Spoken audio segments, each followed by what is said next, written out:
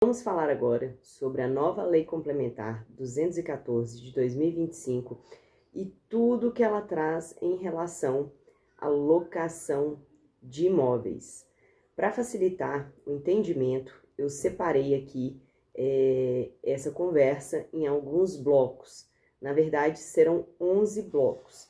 E para facilitar a sua consulta, você pode entrar na minha página, ir no feed e eles estarão numerados. E vai estar lá o assunto principal na capa de cada um também. Então, você pode fazer sua consulta individualizada, mas eu recomendo que você assista na sequência todos os blocos para poder realmente dominar esse assunto e entender ele por completo, para sanar todas as dúvidas. Para iniciar, nesse bloco 1, eu vou falar sobre qual o cronograma dessa reforma tributária para a locação de imóveis, tanto para pessoas físicas quanto para pessoas jurídicas. Resolvi começar pelo cronograma, porque eu acho que nessa linha vai facilitar o entendimento lá no final. Começa agora o bloco 1 e eu vou iniciar pelo cronograma. Qual o cronograma dessa reforma tributária para a locação de imóveis, tanto para pessoas físicas como para pessoas jurídicas? Creio que iniciar pelo cronograma vai facilitar o entendimento mais para frente, ok? A transição para o novo sistema tributário de consumo, ela será gradual e se estenderá até 2032, com a plena vigência a partir do ano 2033. Vamos ver o que temos programado para os anos dentro desse intervalo. Vem comigo, a gente vai começar pelo ano 2026, que é a fase de teste. Em 2026, os tributos atuais, como PIS, COFINS, ICMS, ISS, IPI, eles continuam a ser apurados e recolhidos normalmente, ok? No entanto, o IBS, abre parênteses aí, 0,1%, e a CBS, 0,9%, já passam a ser apurados e destacados nos documentos fiscais eletrônicos, mas, em geral, elas não serão recolhidas ao governo. Esses tributos não serão recolhidos, apesar de estarem destacados no ano de 2026. Então, o que nós temos é que este período de 2026 servirá para teste dos sistemas e estimativa de arrecadação do governo. As rotinas de sistemas e obrigações acessórias das empresas já deverão estar adaptadas. Agora entramos em 2027, o início da cobrança efetiva da CBS e fase de teste da IBS. PIS e COFINS são extintos aqui nessa fase e a CBS começa a ser efetivamente recolhida, agora é para valer. O IBS continua com a sua alíquota simbólica de 0,1%, mas passa a ser efetivamente recolhido aqui também, simbólico, mas recolhido. O imposto seletivo também entra em vigor com cobrança efetiva. É neste ano, 2027, que se institui o redutor de ajuste para bens imóveis, ok? Agora, vamos entrar em 2028. Já em 2028, o cenário de cobrança de tributos do consumo permanece o mesmo que 2027, ok? Volta aí, escute novamente, porque vai permanecer o mesmo. Então, nós temos 2027 e 2028 com o mesmo cronograma. Adaptação gradual. 2029. O início da cobrança efetiva plena do IBS e redução de ICMS e ISS. A alíquota de IBS ela deixa de ser simbólica e passa a ser efetiva, com cobrança integral. As alíquotas do ICMS e do ISS começam a ser reduzidas gradualmente, correspondendo a 90% das alíquotas vigentes em 2028. Este ano de 2029 será crucial para a escolha de regimes de transição para incorporadoras e empresas de parcelamento de solo, tá bom? Já em 2030 e 2032 é a continuidade dessa redução de ICMS e ISS. Ou seja, entre 2030 e 2032, as alíquotas de ICMS e ISS continuam a ser reduzidas. 80% em 2030, 70% em 2031, 60% em 2032. E em 2033, a plena vigência. O ICMS e o ISS são extintos. A IBS e CBS passam a incidir plenamente com suas alíquotas padrão ou reduzidas conforme regimes específicos. A gente vai falar sobre isso. Consolidando o novo sistema tributário de consumo. Fechamos esse primeiro bloco de cronograma geral. Vamos para o segundo. Nesse segundo bloco, você vai entender os mecanismos e regimes específicos para a alocação de imóveis. Vem comigo. A Lei Complementar número 214 de 2025 estabelece regras detalhadas para a alocação de imóveis, que se aplicam conforme o cronograma de transição. Primeiro, a incidência, o fato gerador. O IBS e a CBS incidem sobre operações onerosas com bens ou serviços, o que inclui explicitamente a locação, cessão onerosa e arrendamento de bens imóveis. Isso é aluguel de imóvel, tá, gente? Pegando tudo aqui para resumir, locação de imóvel. O fato gerador, ele ocorre no momento de pagamento da locação, tá bom?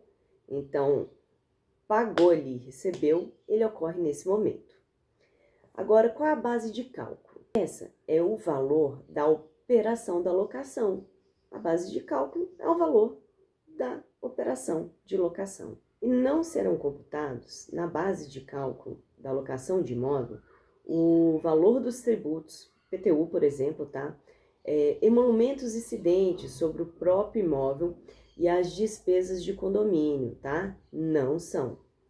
Alíquotas. Vamos falar das alíquotas agora. Para as operações de locação, cessão onerosa e arrendamentos de bem imóvel, né, que são locações, as alíquotas do IBS e da CBS serão reduzidas em 70% sobre as alíquotas padrão de cada ente federativo.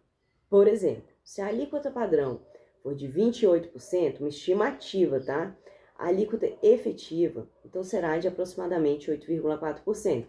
Porque se você pega 28% e tira 70%, vai dar aproximadamente 8,4%. E sobre a não cumulatividade, o creditamento.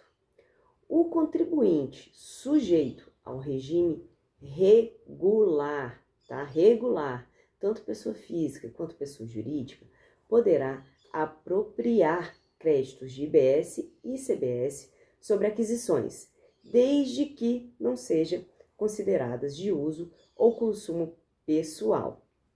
A apropriação de créditos exige a emissão de documento fiscal eletrônico idôneo.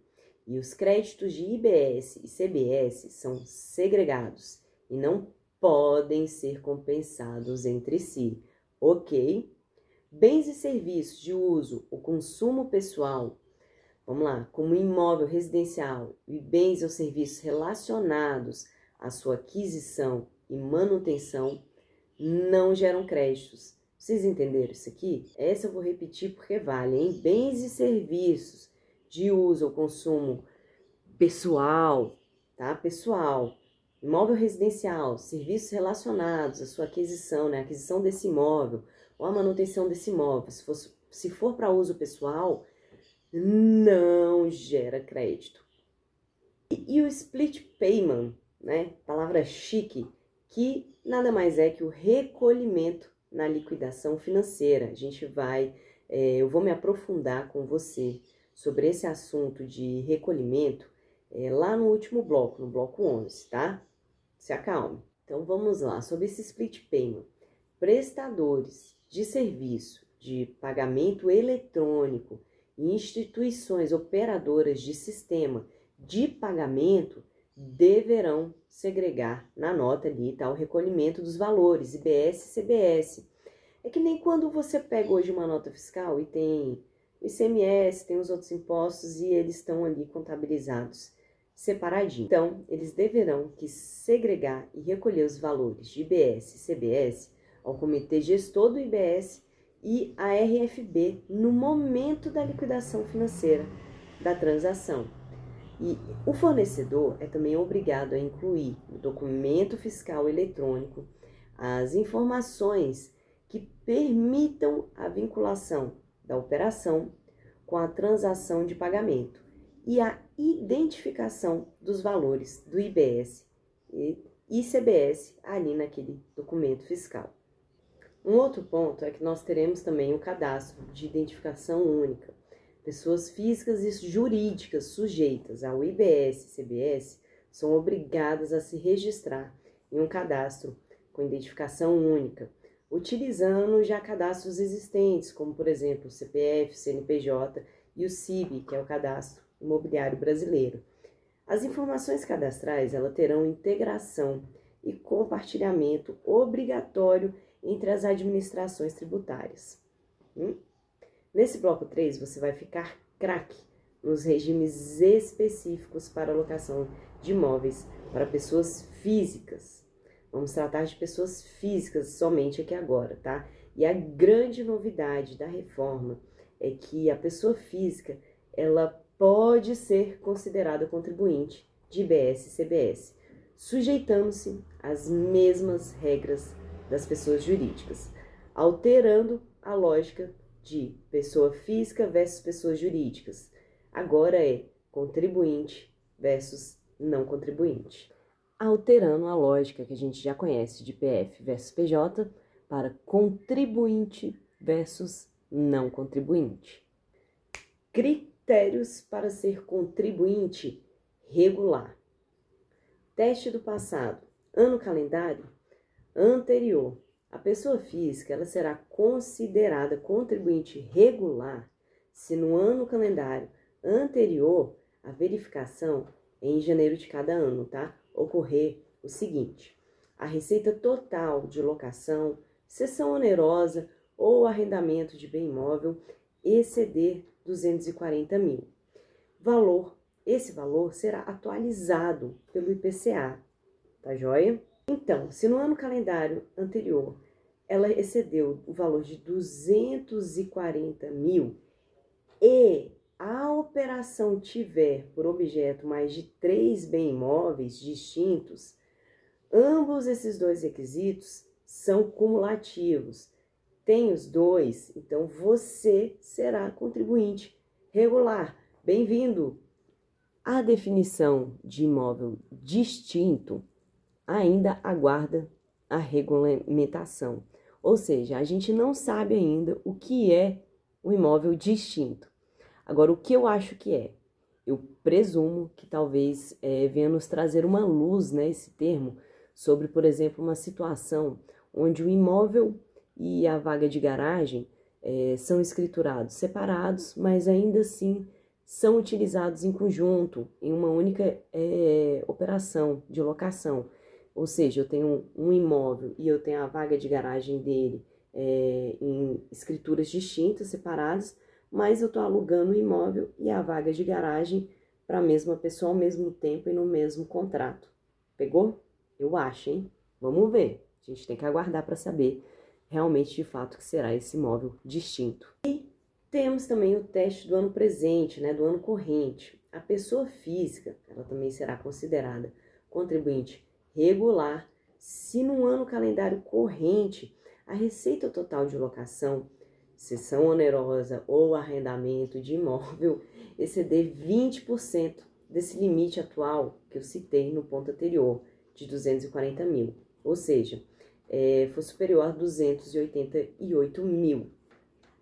Então excedeu o limite de 20%, né, de 240 mil, ou seja, atingiu 288 mil para cima. Não há exigência ou um número mínimo de imóveis aí para você. Você vai ser considerado contribuinte regular. Bem-vindo também. Então, recapitulando, Uma dica que eu dou é você fazer sempre o teste do ano calendário anterior, né? O teste do passado, que eu tô chamando aqui, e também o teste do presente, né? Do ano corrente. São regras específicas, gente. A gente tem 2 pontos aí. Não tá difícil. E se você precisar, volte e revise, porque a gente tem a condição de, no ano calendário anterior, né, o teste do passado, você teve uma receita acima de 240 mil e com mais de 3 imóveis, você é contribuinte regular. Se no ano corrente, em algum mês, você bateu aí 20% a mais, né? Pegou aí 288 mil para cima, e não importando o número de imóveis, você também vai ser considerado contribuinte regular desses novos tributos. Vou falar um pouquinho agora sobre o aluguel por temporada, né, de curta duração. A locação de imóvel residencial por período não superior a 90 dias ininterruptos, né, por contribuinte sujeito ao regime regular do IBS e da CBS, será tributada de acordo com as mesmas regras aplicadas aos serviços de hotelaria. Nesse regime, as alíquotas do IBS e da CBS são reduzidas em 40%. Para o adquirente desses serviços, incluindo locatário de aluguel por temporada, é vedado a apropriação de créditos de IBS e CBS, pois são considerados de uso o consumo pessoal. Temos também um redutor social para locação residencial. A pessoa física que for contribuinte regular, ela pode deduzir da base de cálculo de IBS e da CBS um redutor social no valor de R$ 600 por bem imóvel, limitado ao valor da base de cálculo. Esse valor será atualizado mensalmente pelo IPCA. Então esse redutor social, recapitulando, pessoa física e que também é contribuinte regular, tá? Bloco 4, e agora nesse bloco 4 você fica craque nos regimes específicos para alocação de imóveis para pessoas jurídicas, ok? Empresas de locação de imóveis próprios. Empresas que atuam com locação de imóveis, né, com objeto social e KNAI preponderante, né, de administração de bens próprios, serão sujeitas ao IBS e CBS na locação dos imóveis. As alíquotas de IBS e CBS incidentes sobre a locação de imóveis serão reduzidas em 70%. E a base de cálculo da alocação não inclui o valor dos impostos incidentes sobre o imóvel e as despesas do condomínio, como é igual também para pessoas físicas aqui, tá? É bem semelhante nesse ponto. O redutor social de 600 por bem imóvel também é aplicável para locação de imóveis residenciais por contribuintes sujeitos ao regime regular.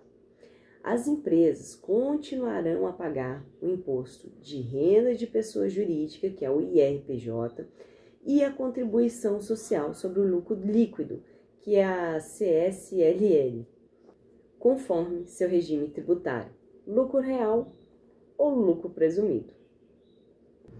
Quinto bloco, e agora você vai entender o regime de transição para contratos de locação existentes. Para os contratos de locação, cessão onerosa ou arrendamento, tá, de bem imóvel com prazo determinado e que já estavam vigentes na data da publicação da Lei Complementar número 214, 16 de janeiro de 2025, o contribuinte pode optar por um regime de transição específico, recolhendo IBS e CBS com base na receita bruta recebida. Essa opção se aplica exclusivamente a contratos com finalidade não residencial pelo prazo original do contrato, desde que firmado até a data da publicação da Lei Complementar número 214 e registrada em cartório de registro de imóveis ou títulos e documentos até 31 de dezembro de 2025. E os contratos com finalidade residencial, pelo prazo original do contrato ou até dia 31 de dezembro de 2028, o que ocorrer primeiro, desde que firmados até a data da publicação da Lei Complementar 214, com data comprovada por firma reconhecida, assinatura eletrônica ou comprovação de pagamento do primeiro mês até o mês seguinte ao da assinatura. As operações sujeitas a este regime terão uma alíquota equivalente a 3,65% da receita bruta recebida para IBS e CBS. A opção por esse regime opcional afasta qualquer outra forma de incidência de IBS e CBS sobre a respectiva operação, tornando a tributação exclusiva nesse formato. É importante notar que, ao optar por esse regime de transição, é vedada a apropriação de créditos de IBS e CBS relacionadas ao bem imóvel sujeito a essa opção, e também impede a utilização do redutor social. O pagamento realizado sobre esse regime, ele é considerado definitivo, sem direito à restituição ou compensação, sempre assim. O contribuinte, ele fica obrigado a manter a escrituração contábil segregada para as operações sob esse regime.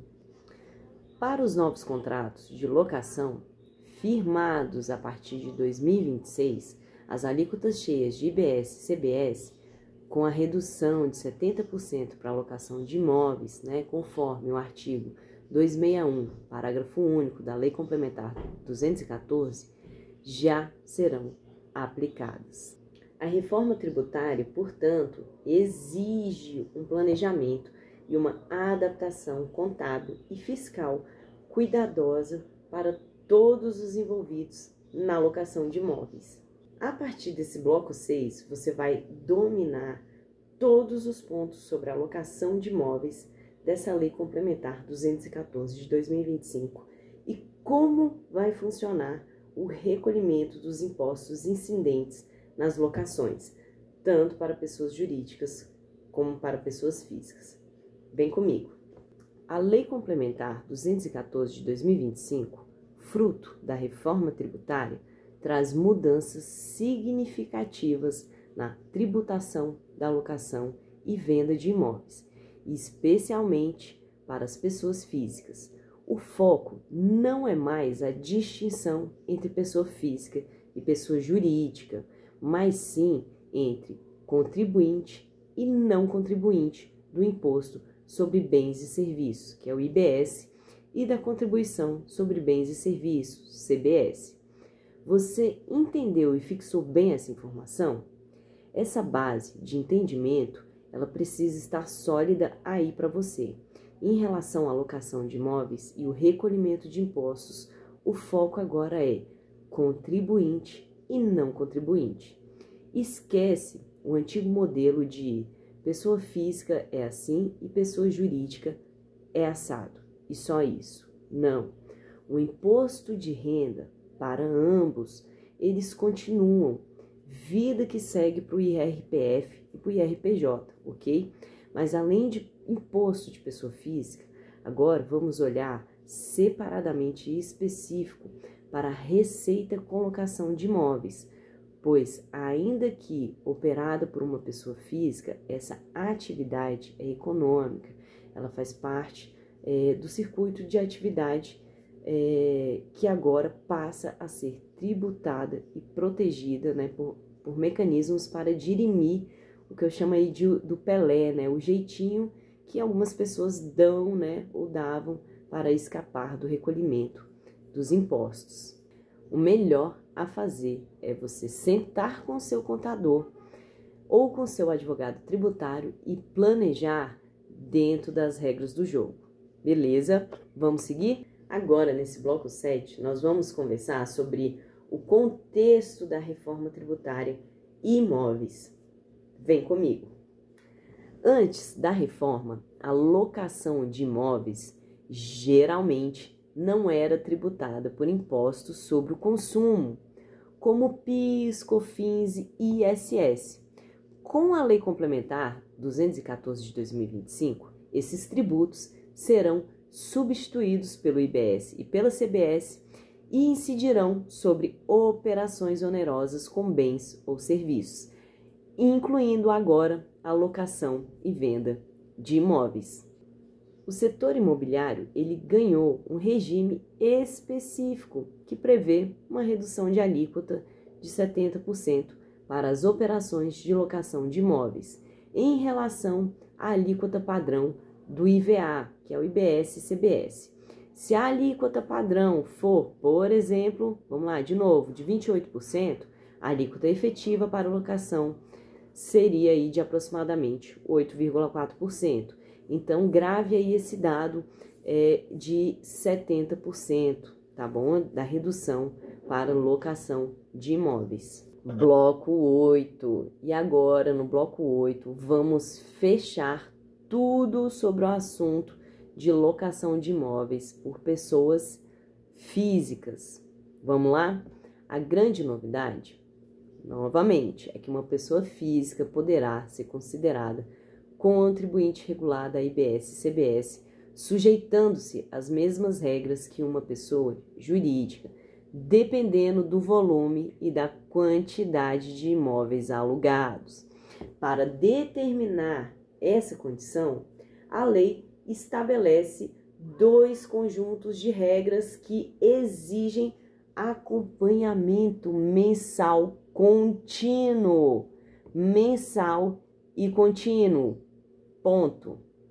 Então, para determinar se uma pessoa física é considerada contribuinte regular do Imposto sobre Bens e Serviços, o IBS, e da Contribuição sobre Bens e Serviços, que é a CBS, na locação de imóveis, a Lei Complementar número 214 estabelece 2 conjuntos de regra que eu vou chamar aqui, para melhor entendimento, de teste do passado e teste do presente.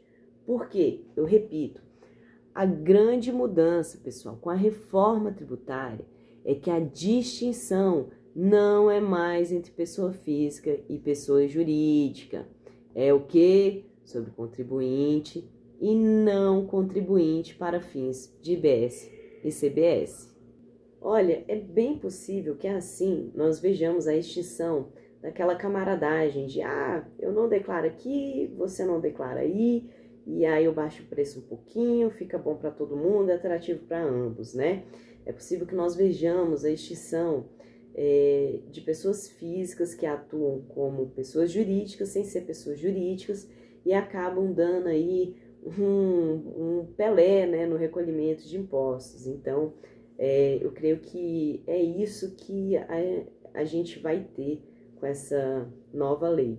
Como saber qual teste utilizar e suas aplicabilidades?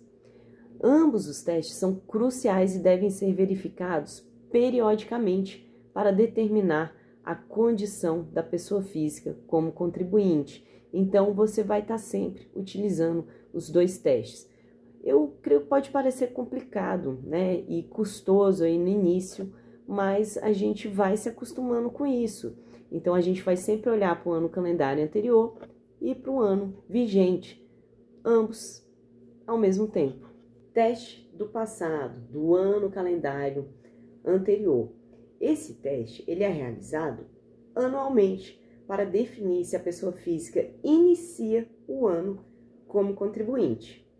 Quando aplica, né? Em janeiro de cada ano, observando-se os dados do ano calendário imediatamente anterior. Por exemplo, em janeiro de 2029, seriam analisados os dados de 2028 e existem condições cumulativas. Para ser considerado contribuinte regular com base neste teste, a pessoa física ela deve atender ambos os requisitos simultaneamente, que são A receita total de locação no ano anterior deve ter excedido 240 mil. Se for exatamente 240 mil, a condição, então, não é cumprida. O valor precisa ser superior, mesmo que por 1 centavo. E essa receita, ela deve também ter sido gerada por mais de 3 imóveis distintos, ou seja, 4 imóveis ou mais. A Lei Complementar 214 ainda aguarda regulamentação para definir o que se entende por imóvel distinto. Eu já expliquei isso nos blocos anteriores. Sobre a atualização do valor. O valor de 240 mil, ele é atualizado mensalmente pelo IPCA ou o índice que o substituir, a partir da data de publicação da Lei Complementar 214, que é 16 de janeiro de 2025. Ou seja, esse valor ele já está sendo atualizado. Efeito: se ambos os requisitos forem cumpridos, a pessoa física ela começa o ano como contribuinte regular da IBS e CBS, sujeitando-se à apuração de débitos e créditos e podendo usar o redutor social. Teste do presente do ano corrente. Esse teste ele é aplicado para verificar se você, pessoa física, se torna um contribuinte ao longo do próprio ano corrente, caso você não tenha iniciado o ano nessa condição. Pegou? Se não pegou, volta e escuta de novo. Quando aplicar, a verificação ela é feita mês a mês do ano corrente. E a condição para essa verificação? Ela é não cumulativa com a quantidade de imóveis, tá? Então, você, pessoa física, se torna contribuinte se, em qualquer momento do ano corrente, a receita de aluguel ela superar em 20% o limite anual determinado no primeiro conjunto de regras, que é aquele de 20% de 240 mil. Isso significa que a receita de locação ela deve ultrapassar os 288 mil inicialmente. E a diferença crucial? Ao contrário do teste do passado, essa regra não considera a quantidade de imóveis que geram essa receita para você. Uma pessoa física ela pode se tornar contribuinte mesmo alugando apenas um imóvel, se a receita exceder 288 mil. O efeito: se a receita ultrapassa o limite de 280 mil em qualquer mês do ano corrente, você, pessoa física, se torna contribuinte a partir daquele mês em diante. A tributação pelo IBS e CBS incidirá sobre o valor que exceder esse limite, não sendo retroativa aos meses anteriores do mesmo ano. Pegou? Então veja que é importante notar que uma pessoa física pode não ser considerada contribuinte pelo teste do passado, em janeiro, mas se tornar um contribuinte ao longo do ano pelo teste do presente. No ano seguinte, ao aplicar o teste do passado, novamente, você pode deixar de ser contribuinte se não cumprir os requisitos cumulativos, que são receita e número de imóveis. Lembra? Mesmo que tenha sido contribuinte no ano anterior pelo teste do presente. Essa dinâmica, ela exige, novamente repito, um acompanhamento fiscal constante. Aqui no bloco 9, vamos falar agora tudo sobre o caso específico de aluguel por temporada. A Lei Complementar 214 do ano de 2025, ela trata de forma específica a locação de imóvel residencial por período não superior a 90 dias ininterruptos, aplicando as mesmas regras do serviço de hotelaria. Para os serviços de hotelaria, as alíquotas de IBS e da CBS, elas são reduzidas em 40% em relação às alíquotas de referência. E nesse caso, a lei complementar, ela impõe restrições de número mínimo de imóveis ou valor de receita para que a pessoa física ela seja considerada uma contribuinte regular. sugerindo que qualquer pessoa física que alugue por temporada de forma profissional, habitual ou em volume que caracterize a atividade econômica, ela pode ser sim considerada uma contribuinte regular de IBS e CBS. Não vai ter para onde correr ou se esconder. Penúltimo bloco, bloco 10, eu e você agora vamos fechar tudo sobre o assunto de locação de imóveis por pessoas jurídicas. Vem comigo.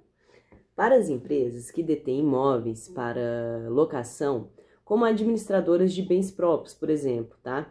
A tributação ela será ajustada com a entrada do IBS e da CBS.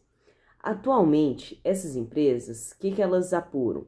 PIS, COFINS, IRPJ e CSLL. A partir de 2027, PIS e COFINS darão lugar a IBS e CBS. E o regime de tributação? As empresas de locação de imóveis próprios continuarão a se enquadrar em regimes como lucro real ou lucro presumido, para IRPJ e CSLL. No entanto, para IBS e CBS, elas serão consideradas contribuintes regulares. Bem-vindos! Sobre o creditamento, olha só que legal. Uma das principais vantagens para as pessoas jurídicas é a possibilidade de apropriar créditos de IBS e CBS sobre as aquisições de bens e serviços relacionados à sua atividade. Ou seja, isso é crucial para o planejamento tributário, pois o locatário, que também for contribuinte de IBS e CBS, ele terá interesse em alugar de um locador que possa oferecer esses créditos, tornando o fornecedor mais competitivo no mercado. Bloco 11! Agora, para fechar completamente todo esse conteúdo, nesse bloco 11 eu vou te passar e você vai dominar sobre o recolhimento dos impostos incidentes nas locações, tanto em contratos antigos como em contratos novos. O recolhimento da IBS e da CBS será, em geral, mensal. A lei complementar prevê que o pagamento ele pode ocorrer via split payment, que é a segregação e recolhimento no momento da liquidação financeira da operação, ou ser pago diretamente pelo sujeito passivo. Entendeu pouca coisa ou quase tudo, né? Não desespera, vem comigo que você vai entender melhor aqui agora. Vamos lá. Agora vemos sobre as regras de transição para os contratos. Vamos começar pelos contratos antigos. Para evitar impactos retroativos em contratos de locação já existentes, a Lei Complementar número 214 de 2025 criou uma regra de transição específica que está ali no artigo 487. Contratos firmados antes da publicação da Lei Complementar, que foi em 16 de janeiro de 2025, e que atendem a certas condições, poderão continuar recolhendo os tributos com uma alíquota reduzida de 3,65%, equivalente ao antigo regime cumulativo de PIS e COFINS.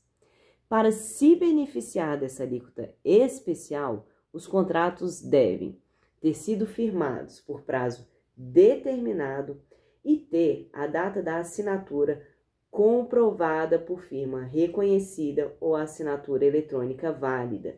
Já comentei isso aqui em um bloco anterior. Precisam também serem registrados em cartório de registro de imóveis ou em registro de títulos e documentos até dia 31 de dezembro desse ano 2025. E isso é para contratos não residenciais, tá? Então, não tem o seu contrato registrado lá averbado na matrícula do imóvel, no cartório de registro de imóveis, faça. E aí vem um outro ponto que eu já citei, vou repetir aqui novamente também, porque a gente está dominando o assunto. No caso de contratos residenciais, o início desse contrato ele deve ser comprovado com pagamentos até o último dia do mês subsequente ao do primeiro mês do contrato. Essa opção ela é irretratável para o prazo original do contrato e o pagamento do IBS e da CBS nesse regime será considerado definitivo, sem gerar direito à restituição ou compensação. E para novos contratos, a partir de 2026 ou janeiro de 2027 para a CBS, os novos contratos de locação estarão sujeitos à incidência integral da CBS e do IBS, sem o benefício da alíquota de 3,65%. Isso pode significar um aumento de impostos para até 27%, a alíquota que é estimada para o IVA dual, ok? Outros benefícios e redutores aplicáveis a contribuintes. Além das regras de contribuinte e das reduções de alíquotas para o setor, a Lei Complementar 214, ela também prevê redutor de ajuste. Esse mecanismo, vinculado a cada imóvel, será usado para reduzir a base de cálculo das operações de alienação do bem. Ele corresponderá ao valor da aquisição do imóvel ou ao seu valor de referência em 31 de dezembro de 2026, atualizado pelo IPCA. É particularmente útil para imóveis adquiridos sobre o regime antigo e vendidos agora sobre o novo regime, ou quando o imóvel é comprado de um não contribuinte, que não geraria créditos, ok? Redutor social pode ser aplicado uma única vez em vendas ou locações de imóveis residenciais novos ou lotes residenciais. Para locação, o valor é de R$ 600 por mês, também reajustado pelo IPCA. Pronto, conteúdo fechado. E qual a conclusão e preparação que podemos tirar e realizar após receber todas essas informações? Eu te digo que a reforma tributária introduz uma complexidade considerável na tributação de imóveis, exigindo que pessoas físicas e jurídicas que atuam com locação de imóveis revisem as suas estratégias de operação.